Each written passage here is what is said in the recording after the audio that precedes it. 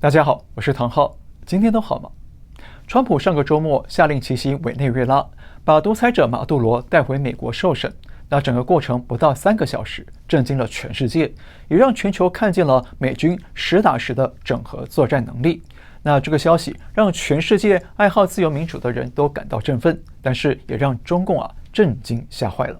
因为呢，美军的行动不但让中共党魁担心他的武统台湾大梦可能会打不过美军而惨败，那他更担心自己会不会哪天也像马杜罗这样半夜被美团打包外带呢？不过很快的，在两岸舆论场上开始有人炒作一种说法，有人说呢，川普闪电逮捕马杜罗会让台湾变成下一个委内瑞拉，因为习近平会当起模仿犯。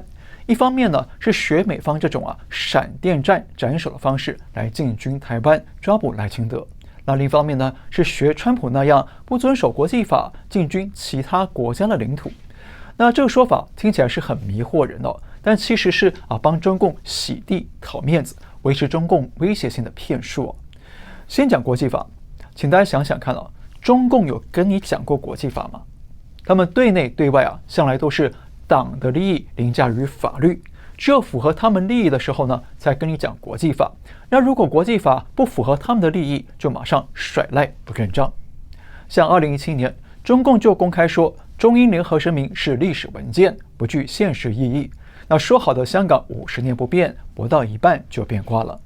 还有2016年的南海仲裁案，中共不但拒绝承认，还年年变本加厉的在南海造人工岛，把岛礁军事化，还不断的跟菲律宾、越南发生海上冲突。那这些都说明了，即便川普没有逮捕马杜罗，那中共呢还是一样不把国际法放在眼里。再来，中共对台湾的态度一向是声称台湾是中国的一部分，那双边呢是内政关系，不是国际关系，所以中共压根儿不可能理会国际法的约束。他们之所以没有动武犯台呢，没有学美方那样闪电攻击台湾的总统府其实是因为他们做不到，非不为也，实不能也。那中共的军事设备跟实战能力被这次的美军行动彻底掀了老底。那我们在上一集的节目里就分析说，中共武力犯台的大梦已经梦碎了。所以呢，我不认为美方逮捕马杜罗的行动会鼓励中共去逮捕赖清德，因为呢，他们心中一直是有犯意的，只是缺乏足够的能力而有所顾忌。另外，美国《时代》杂志呢还抛出了一种更迷惑人的说辞。表面上，他们也说中共是因为无能力才不敢攻台，不是因为遵守国际法。但接着他们就宣称台湾要记住委内瑞拉的教训，不能够依靠大国。理由呢是伪国背后有中共跟俄罗斯在撑腰，但是关键时刻这2个老大哥都像空气一样不见踪影了。所以《时代》杂志警告台湾要小心了，不要以为美国到了开战时刻就会来帮你。那在我看来呢，这是西方左派的一种包装精致的以美论，或者准确的说是遗川论。因为呢，他们是为了反对川普而反对。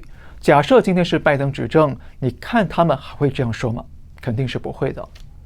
当然了，我们不是要说川普有多正义、多热爱台湾不是而是因为川普最强调美国优先的国家利益，而台湾呢，绝对是美国国家安全和国家利益的核心。我们在去年9月就分析过，川普至少有7个理由不能放弃台湾。那这里呢，我们就不重复了，大家可以找这期节目来看。因此呢，我认为对台湾来说，倒是不必担心中共会学美军的闪电突袭，因为中共做不到。但是接下来台湾要格外关注3件事情。第一呢，是接下来美国要参与伪国的重建，那中共会不会利用伪国的反美势力来制造一场军事泥沼，来拖住美军的力量呢？也就是通过游击战或什么策略来迫使美军必须分出部分的军力驻留在加勒比海。第二呢，台湾要留意伊朗局势的发展。伊朗的反政府抗争活动是越来越扩大，而伊朗当局呢也使用武力镇压，造成更多的人民伤亡。而川普也已经警告了，如果伊朗继续暴力镇压人民，那美方就会介入干预。所以接下来我们要注意，美军是不是会再次的行动，会怎么样的介入伊朗呢？会不会又要分拨一批军力和装备驻守在中东呢？因为如果美军需要同时分派兵力驻守拉丁美洲和中东的话，那么就可能会影响到美军在亚太地区的重兵部署。而且别忘了，还有俄乌战争的调停工作还没完成。那如果俄乌停火之后要设立一个中立区，那美方要不要再派一部分兵力到当地参与维和部队这都是未知数。不过好在目前美方对美国和伊朗都应该有绝对的压制力，即便真的发生军事冲突呢，估计不会耗费太多的时间。再加上中共现在内部不但有军事实力不足的问题，有习近平跟军方彼此不信任的问题，还有现在是冬天，台湾海峡有东北季风的天然屏障，风大浪高气温低，那中共基本上是不敢出兵的，所以台湾应该是不必太多虑。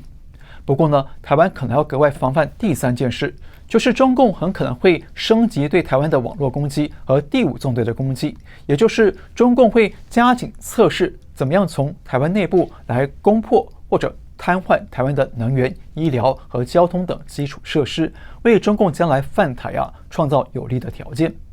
毕竟呢，这次马杜罗被抓之前，伪国出现了严重的电力和通讯中断，让美军可以顺利的进入伪国，所以中共一定会在这方面汲取教训，为加强对台湾的网络战和内部破坏。那这一点呢，是台湾政府要严加戒备的。那说到这我看到有个朋友在上集节目留言给我，说习近平都可能快被斩首了，居然还念念不忘台湾。这是个很好的问题所以我也回复了。那这次节目呢，就顺便谈一谈为什么中共这么的迷恋台湾。不过呢，先请您帮我个忙，订阅我们的频道，打开小铃铛，那记得要选择所有通知，这样就能够收到我们未来的节目通知了。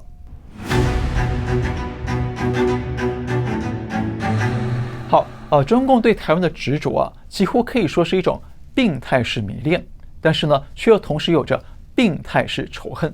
那为什么会这样呢？是因为台湾的珍珠奶茶比较好喝吗？还是台湾的夜市更好吃呢？我们就先从迷恋的部分来讲起。中共对台湾的迷恋主要有几个部分第一，中共建政以来就一直把台湾视为分裂的领土，所以谁能拿下台湾一统天下，谁就能留下大一统的历史名声。那毛泽东过去想要一统天下，但是在金门823炮战遭遇惨败，那之后的中共党魁们就不敢轻易的做这个白日梦了。而习近平在18大之后呢，就拼命的发展军事，不断的强调祖国统一。那显然是他就是希望自己成为像秦始皇那样的大一统皇帝。第二呢，美中对抗的大格局，谁能掌握台湾，谁就掌握天下。台湾位于第一岛链的中心位置，就像第一岛链的锁头，所以美国如果维持现状，美台联手，就可以继续用这条捆龙锁来阻挡中共向太平洋扩张。那反之呢，如果中共拿下台湾，那中共就突破了第一岛链，那第二岛链的关岛和第三岛链的夏威夷就受到中共的威胁了。而且台湾东部就可以直接潜入太平洋的深海区，所以中共就可以部署潜艇，让美军难以侦察。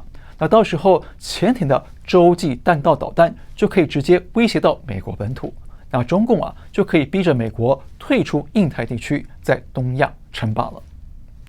第三，中共如果控制台湾，就全面控制台湾海峡，而台湾海峡是日本和韩国的经济命脉和能源命脉，所以到时候中共就可以动不动的就封锁台海和台湾的东边海域，用来逼迫日本和韩国要称臣。甚至呢，中共还可能会煽动琉球独立，直接控制冲绳群岛，让中共海军可以直接从大陆本土切入太平洋的海域，来进一步的扩张海权。第四呢，中共控制台湾的话，那么就可以更肆无忌惮的吞并东沙群岛、南沙群岛，甚至是整个南海海域。同时，中共也很可能就会更大胆的用武力攻击日本，来吞并钓鱼岛。毕竟呢，台湾的周边海域有着丰富的渔业和能源和矿产资源。那只要拿下台湾，那中共就一定会接着蚕食日本的海域跟领土了。第五，中共一直有个芯片霸权的战略，认为只要拿下台湾，那他们就可以控制台湾的半导体产业和技术，从而大幅提升中共的高端芯片制造能力，再通过控制芯片来控制全世界。这种想法虽然有点一厢情愿忽略了很多芯片制造的跨国合作流程，但是这对中共来说还是一个美丽的迷梦。好，那这几个主因呢，就是中共对台湾病态迷恋、念念不忘的关键。但是台湾的仇恨也同样是中共对台湾朝思暮想的动力。第一个仇恨就是台湾的存在证明了中华民国的主权存在，证明了中共从来没有消灭掉中华民国，而中华民国的存在也证明了中共从来没有统治过台湾这块土地。那这种国际事实就足以否定中共所谓的台湾是他们统治的中国的一部分。大家想一想现在已经是中华民国115年了，那中共国才几年？才76年。那谁才是中国的正统延续呢？一定是中华民国嘛。而且象征国家权力的国玺在哪里？在台湾的总统府里，就是这个中华民国之玺。所以台湾的存在不但证明了中共不是中国的正统延续政权，而且呢还是个分裂祖国的叛乱政权，对不对？当然了，台湾有很多朋友不认为台湾跟中国有任何关系，甚至跟中华民国也没有关系。那这个我们知道，但是呢，这里是为了解释中共的思路是怎么想的，所以我们就不展开来说，还请您理解。另外呢，台湾还保留着完整的抗日战争历史与真相，那这些呢都跟中共灌输给人民的虚假历史呢是天差地别。所以台湾的存在也证明着中共绝对不是抗日的中流砥柱，抗日胜利的工程绝对不是中共。第二呢，台湾证明了华人是可以发展成熟的民主政治，戳破了中共谎言。那过去中共为了维护他们的一党专政，一直宣称是华人素质低不适合人人都参与的民主体制，所以需要共产党这批精英们来帮他们管理国家，帮他们做决定。但是呢，多数是同文同种的台湾人民，却在台湾土地上建立了举世称赞的自由社会与民主政治。不但上从总统下到村里长都可以让人民自己选择，还让人民拥有监督政府、罢免官员的权利。那这样的体制呢，就大大降低了任何人独揽大权、实施暴政的可能性。所以台湾跟中国大陆就形成最鲜明的对比，台湾捅破了中共欺骗中国人民的谎言。第三，台湾的存在证明了中共的共产主义和社会主义道路是失败的。大家知道，中共跟中华民国分治之后呢，两岸为了发展经济都推动了土地改革。不过，中共的土改用的是暴力掠夺和阶级斗争，结果酿成了经济灾难与人民大屠杀，造成人民多数贫困，到现在还有6亿人的月收入不到1000人民币。而台湾呢，是推动温和的375减租、耕者有其田等等的政策，一方面让更多人民有田可以种，自食其力，同时呢，也让地主们把资金转移到发展工商业，最后一步步的让台湾经济起飞，变成亚洲4小龙之一。那今天的台湾又转型成全球的半导体重镇，因此台湾的存在与发展轨迹呢，就烘托出了中共社会主义路线的失败。第四，台湾是中共在方方面面的照妖镜，那这个很可能是最主要也最全面的仇恨来源了。因为台湾跟中共最大的差异之处呢，就在于意识形态、价值观和生活方式上，所以呢，就衍生出方方面面的南辕北辙。而这些差异都一次次的捅破中共对人民灌输的说法。比方说，中共强调他们是全过程民主，比西方的宪政民主还要优越。那为什么赖清德是人民选出来的呢？那习近平却不是呢？那为什么台湾人民跟媒体可以批评赖清德？那中国人为什么不能也不敢批评习近平呢？那中共强调他们的社会主义体制有4个自信：道路自信、理论自信、制度自信和文化自信。那为什么中共不能开放网络，让人民上网去自由浏览全世界的信息呢？为什么还要设防火墙，不让人民翻墙呢？那为什么台湾从来不强调几个自信，但是台湾人却可以无墙上网呢？那到底中共是自信还是不自信呢？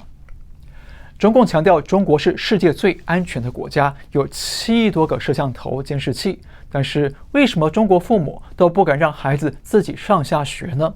为什么会有这么多的青少年会失踪，但是都找不回来呢？是摄像头选择性的失忆吗？那为什么台湾的小孩都可以自己上下学，甚至半夜出门都不觉得危险呢？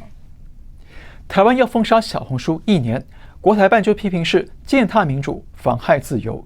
那为什么中共禁止人民上海外的脸书、IG、X 等等这么多年了，那国台办就没人说这是践踏民主、妨害自由呢？那为什么在中国老人摔倒在地上，没有人敢去搀扶呢？